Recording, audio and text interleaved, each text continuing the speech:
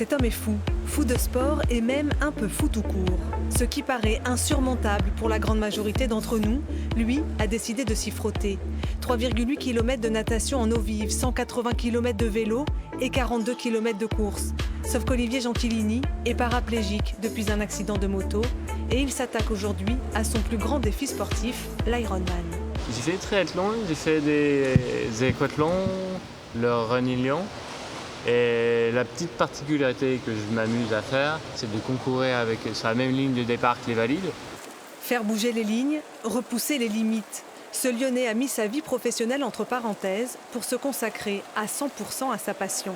Il s'entraîne à plein temps depuis 8 mois. En piscine, je suis beaucoup aidé par un coach, Julien Benoît, qui m'aide beaucoup sur la technique. Je suis entouré également par un kiné parce que on fait toutes ces épreuves à la force des bras. Donc il faut que musculairement on soit vraiment bien et que les articulations ne les blessent pas, tous les tendons. Donc il travaille beaucoup en massage. Son objectif, être l'un des premiers athlètes handisport lyonnais à participer à la Coupe du monde de l'Ironman à Hawaï. Mais avant, Olivier devra passer par les qualifications au Luxembourg le 18 juin prochain. J'aime le dépassement de soi, j'aime aller toujours un petit peu plus loin. Et j'aime aussi, j'avoue, montrer que c'est possible, montrer qu'il y a besoin de...